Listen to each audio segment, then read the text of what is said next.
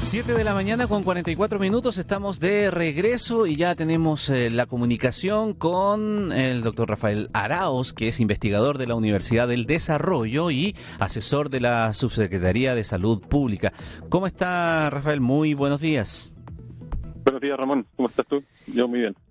Qué bueno. Queremos abordar de distintas ópticas lo que está sucediendo con el control de la pandemia en este instante y partir un poco por lo que muchos se preguntan, ¿no? Y que a lo mejor puede ser despejado, lo decíamos en el bloque anterior, con los resultados que se conozcan hoy día para ver una comparación con los jueves anteriores de si estamos o no en el pic de esta cuarta ola, Rafael.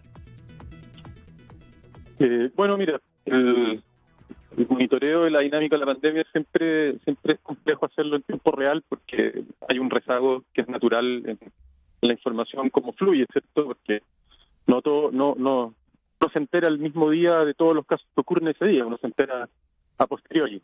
Por lo tanto, siempre hay que tener eso cierto dentro de las consideraciones que uno toma al mirar los datos de cada día.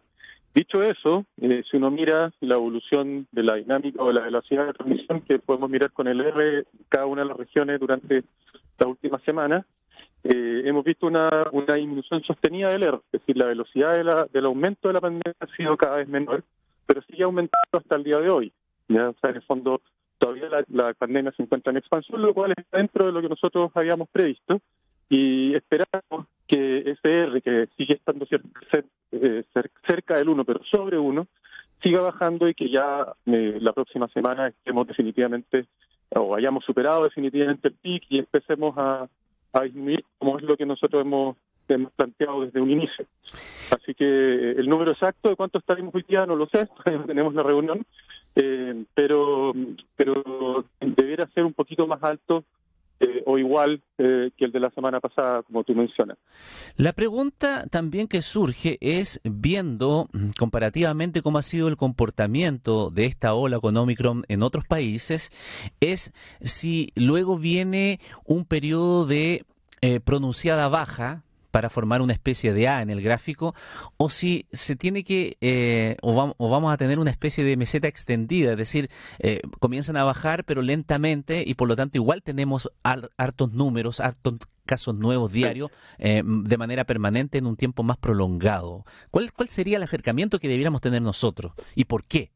No, claro, no debiéramos tener un comportamiento distinto, en la medida que uno tratando de entender, ¿cierto?, la forma que ha tenido Omicron en otros países. Una de las hipótesis más sólidas es que se transmite muy rápido, ¿cierto?, infecta muy rápido a toda la población susceptible y rápidamente se acaba esa población susceptible y se empieza a extinguir en forma espontánea, ¿cierto?, con la ayuda, por supuesto, de las vacunas, de la gente con previas infecciones, etcétera. Pero sobre todo por la capacidad propia de alguna manera ocupar el espacio que puede ocupar. Entonces, en ese sentido, Chile no se diferencia mucho a otros países y si ustedes miran, por ejemplo, la trayectoria de la pandemia en Nueva York, ha sido siempre muy parecida a la chilena. Debiéramos también tener, prácticamente calcada, de hecho, debiéramos tener un descenso brusco. Ahora, dicho eso, igual aunque sea un descenso brusco desde 35.000, 40.000 casos diagnosticados, esto sabemos que son más en la realidad, igual vamos a seguir teniendo un buen número de casos durante febrero, aunque tengamos esta forma de A. Por lo tanto, aunque sea ya a esta altura un lugar común, no hay que dejar los brazos, ¿cierto? Y no estamos, aunque hayamos llegado al pico, estemos cerca del pico, no estamos para nada con esta etapa superada. Doctor Arauz, ¿y la variante Delta ya nos dejó o no? No sabemos, no tenemos una secuenciación del 100% de nuestros casos, así que es difícil saberlo, y el muestreo que hacemos tampoco descarta que exista alguna circulación baja. Tenemos todavía casos no Omicron en la UCI, que probablemente son Delta, y eso puede ser que sean casos que vienen arrastrándose del periodo Delta, o todavía que queda alguna circulación basal de otra variante. Pero definitivamente lo predominante es Omicron. Tenemos 80% de los casos en las unidades de cuidado intensivo son Omicron y eso habla de que definitivamente fue la variante que predominó. Veremos qué pasa en la etapa post-Omicron. Yo creo que es la gran pregunta por ahora que se hace de todo el mundo. Y yo creo que en ese sentido el estar muy vacunados y con una cuarta dosis ya en el rollout activo, esperamos que lo que venga sea, ¿cierto?, muy bien controlado. Ahora, nosotros hemos escuchado muchas preguntas de nuestros amigos auditores y es cuestión de ver las redes sociales, de cómo enfrentar este momento cuando una persona entra en contacto probablemente con alguien que ha dado positivo y está esta nueva denominación que se ha hablado bastante de estar en una situación de alerta COVID. Despejémoslo de inmediato porque me hago cargo de varias preguntas que en el inicio de nuestro bloque anterior se hacían a través de la transmisión en Instagram. Licencia médica no tiene la persona que está en alerta COVID, ¿no? Claro, licencia, como que para explicar bien un poco lo que hay detrás de esto, primero es una estrategia contra Omicron, por lo tanto hay que seguir siempre muy atento a qué pasa después, porque Omicron se ha comportado muy distinto a otras variantes, ¿cierto? Y que hace muy poco efectivo en todos los países, no solo en Chile, la búsqueda activa de los casos asintomáticos, porque se transmite tan rápido que uno no los alcanza a pesquisar, aunque uno haga miles de test. Entonces, considerando eso, es muy difícil hacer bien, o sea, ser capaces, nosotros ser capaces de hacer esa búsqueda activa, y en ese sentido pasa lo mismo con los contactos estrechos. O sea, si no somos capaces, ¿cierto?, de encontrar todos los casos que van ocurriendo, es muy poco probable que sea efectivo también aislar a los contactos estrechos. Por lo tanto, una aproximación un poco pragmática, ¿cierto?, más que decir vamos a hacer una estrategia que no vamos a poder hacer, lo que hacemos es decir, usted se enferma, usted sabe que alguien se enfermó, usted tiene un riesgo, ¿cierto?, teóricamente más alto que el de una persona normal que va caminando por la calle de tener COVID, por lo tanto, trate de hacerse un test y de tomar mayores precauciones que las que tomaría en un momento normal de su vida. Sin embargo, para esa persona no hay licencia y no hay ningún tratamiento distinto, salvo la alerta, ¿cierto? El hecho de estar durante una semana atento con un umbral más bajo para acudir al doctor o testearse que otra persona. Ya, y a esa persona es la que se le recomienda en lo posible, por ejemplo, aislarse y no ir al trabajo a hacer teletrabajo. Lo que pasa es que no todas las personas pueden hacer teletrabajo. Por supuesto. Entonces, es tan el riesgo, es tan transmisible el riesgo de la variante Omicron, que poco lo que hay detrás de esto es que las personas en general, ¿cierto?, sepamos o no sepamos que tenemos contacto con alguien con COVID, tenemos un riesgo bastante mayor al anterior, al que ha habido durante la pandemia, de estar incubando o presentando un COVID asintomático. Entonces, se hace un poco impracticable, de alguna manera, aislar a todos los casos potencialmente sospechosos bajo las condiciones antiguas, porque no se puede, o sea, uno no tiene mucho sentido, ¿cierto? Porque en la medida que uno hace diagnósticos, uno puede tomar decisiones. O sea, yo históricamente, ¿cierto?, sabía que alguien tenía ciertas condiciones porque cumplía criterios, y esa persona se podía aislar y uno tenía una relativa certeza de lo que estaba haciendo. En este caso, no tenemos certeza porque tenemos esa la cantidad de test que hacemos diario, tenemos una positividad cercana al 20-25%, por lo tanto sabemos que hay muchos casos que no estamos aislando y contacto con esos casos que no estamos cuarentenando. Entonces, de alguna manera se hace impracticable la aproximación anterior, y lo que debiéramos tener todos, independiente si somos estado de alerta o no, es una intención, ¿cierto?, de exponerlos lo menos posible al virus. Si yo soy médico y tengo que ir a atender pacientes de urgencia y estoy sano, bueno, voy a tener que hacer eso porque es muy importante que yo vaya. Ahora, si yo soy médico, como yo, y trabajo fundamentalmente en el computador, bueno, no tengo por qué ir y me puedo quedar en mi casa. Yo, en lo posible, quedarme en la casa, sobre todo si soy alerta de COVID, pero si no soy alerta de COVID también, se debe hacer una práctica estándar, independiente del momento epidémico, hasta que se tranquiliza o pasa un brote.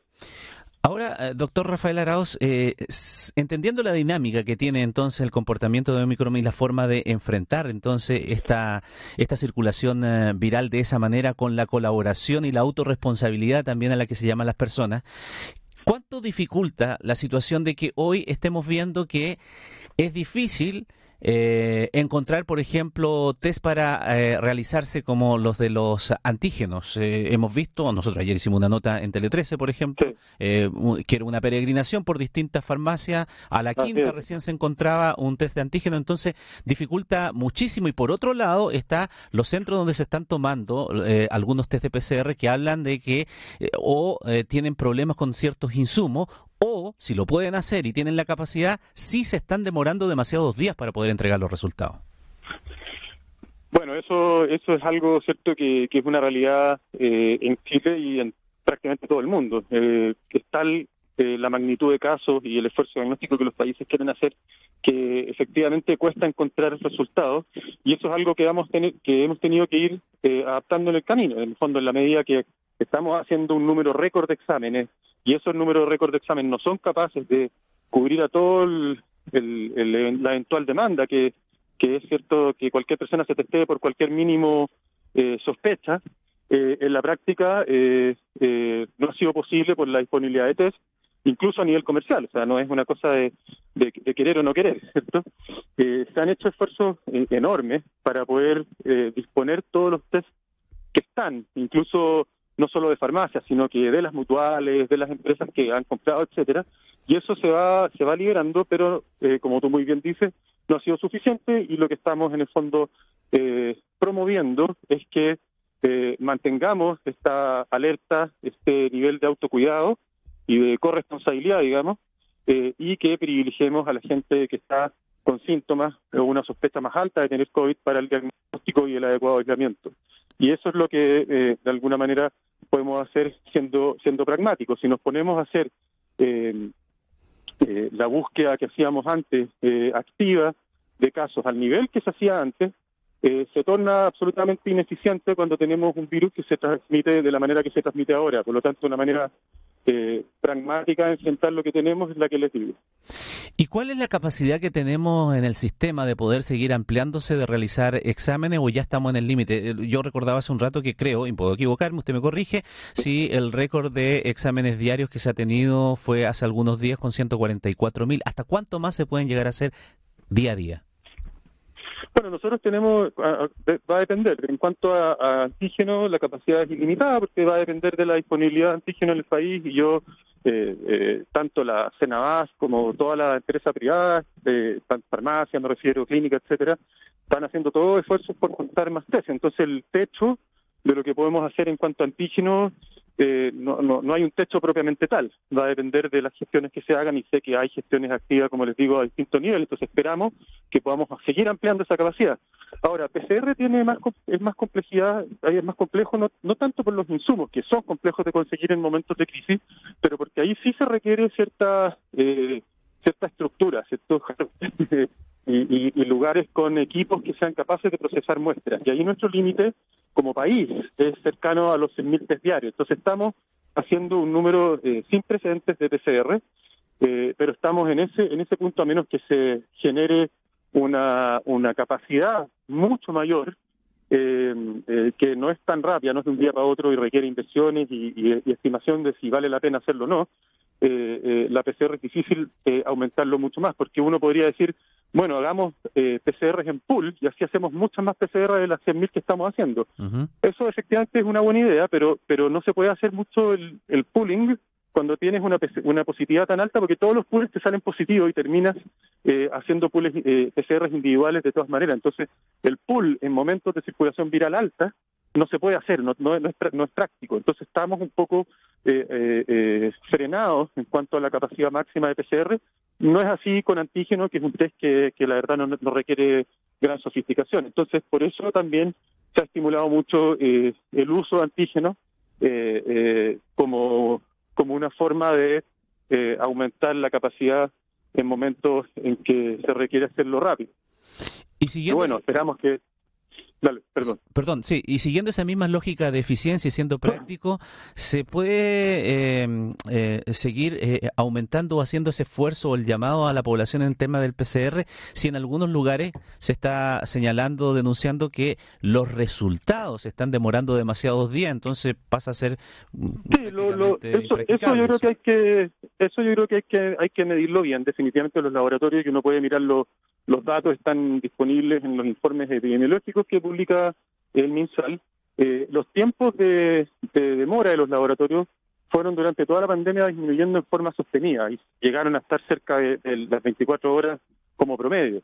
Eso definitivamente, cuando se estresa el sistema, los laboratorios tienen que, y están haciendo muchos de ellos test por pool. Cuando hay un positivo te demora todo el sistema porque tienes que abrir ese pool y hacer una PCR individual a todas las muestras que lo componían para saber cuál era la positiva o cuáles eran las positivas. Entonces, efectivamente, hubo una demora que todavía no está cuantificada, como digo, hay que mirar los datos, yo no la conozco al menos, pero claro, por supuesto, o sea, si pasamos de tener un test de que se demora un día y que te entrega una información que es útil a uno que se demora 3 días y que hiciste el test después de 2 días de tener síntomas, ya está perdiendo un poco el sentido. Por lo tanto, nosotros planteamos, ¿cierto?, que el test rápido debería ser la forma más fácil de enfrentar esto y tener un resultado rápido, y dejar la PCR para los casos ya sea de búsqueda activa intencionada, por ejemplo, cuando hay un brote importante en una cárcel o en un centro de adultos mayores y la Seremi quiere ir a hacer un testeo masivo ahí, tener esa capacidad, y para el manejo clínico, y el test de antígeno para, ¿cierto?, el día a día. Ahora, hay que resolver la disponibilidad de test de antígeno para que esa estrategia pueda ser practicable, por supuesto, y en ese sentido tengan la seguridad que su Secretaría de Salud Pública está haciendo todos los esfuerzos para, desde el Estado, contar con la mayor capacidad de testeo con antígeno, y todas las empresas asociadas, ¿cierto?, o que participan del manejo de la pandemia, clínicas, etcétera, también están haciendo sus esfuerzos para poder contar con antígenos, que tiene esta ventaja que te da el resultado inmediato. Tiene la desventaja que no es tan sensible como la PCR, es decir, uno debería estar testeándose cada cierto tiempo, ¿cierto? Un test negativo de antígeno en una persona que tiene sospecha de tener COVID no lo descarta. Esa persona tiene que repetirse el test 1 o 2 días después para estar tranquila. Entonces, definitivamente el énfasis debería estar en reservar las PCR para los casos sintomáticos y para los casos en que la Seremi quisiera estudiar brotes, y los antígenos para el día a día. Queda claro, debido entonces a la situación de la gran cantidad de casos que estamos viendo. Una última y muy breve, pero que es muy, muy funcional, porque lo dijo usted allí y está dentro de la estrategia y de las recomendaciones que se han hecho para privilegiar, dada la alta demanda que hay de aquellos que están sintomáticos para realizarse los exámenes. ¿Qué pasa con el asintomático? Descartemos la situación al tiro. ¿El asintomático igual puede contagiarse o no? Por supuesto, sí, la enfermedad a grandes rasgos, como los conceptos más importantes que hemos aprendido, no ha cambiado, ¿ya?